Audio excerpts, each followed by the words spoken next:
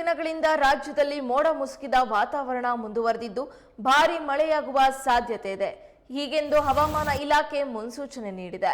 Silicon city Bengaluru ಸೇರಿದಂತೆ ರಾಜ್ಯದ 14 ಜಿಲ್ಲೆಯಲ್ಲಿ ಇಂದು ಗುಡುಗು ಸಹಿತ ಮಳೆಯಾಗುವ ಸಾಧ್ಯತೆ ಹೆಚ್ಚಿದ್ದು, ದಕ್ಷಿಣ ಕನ್ನಡ, ಉಡುಪಿ, ಬೆಂಗಳೂರು, ಚಿಕ್ಕಮಗಳೂರು, ಹಾಸನ, ಚಾಮರಾಜನಗರ, ಉಪ್ಪಿನಗುಂಡಿ, ಶ್ರವಣಬೆಳಗೊಳ, ನಾಗಮಂಗಲ, ಕೋಲಾರದಲ್ಲೂ ಮಳೆ ಬೀಳಲಿದೆ ಎಂದು ಹವಾಮಾನ ಇಲಾಖೆ ಸೂಚನೆ ನೀಡಿದೆ.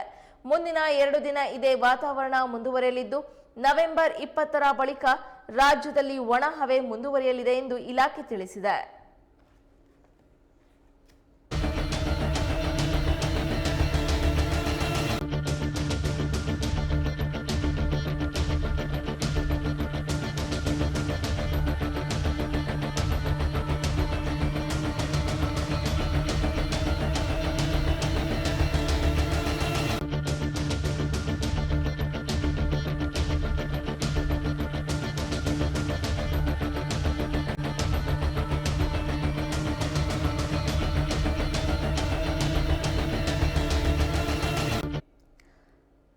ಕಾಲಮಾನದ ಪ್ರಕಾರ ಈಗಾಗಲೇ ಚಳಿಗಾಲ ಆರಂಭವಾಗಬೇಕಾಗಿತ್ತು.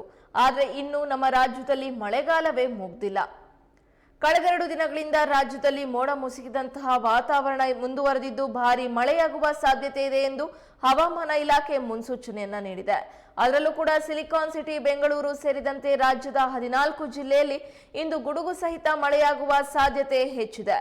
ದಕ್ಷಿಣ ಕನ್ನಡ, ಉಡುಪಿ, ಬೆಂಗಳೂರು, ಚಿಕ್ಕಮಗಳೂರು, ಹಾಸನ, ಚಾಮರಾಜನಗರ, ಉಪ್ಪಿನಗುಂಡಿ, ಶ್ರವಣಬೆಳಗೊಳ, ನಾಗಮಂಗಲ, ಕೋಲಾರದಲ್ಲೂ ಮಳೆ ಬೀಳಲಿದೆ ಎಂದು ಹವಾಮಾನ ಇಲಾಖೆ ಮುನ್ಸೂಚನೆ ನೀಡಿದೆ.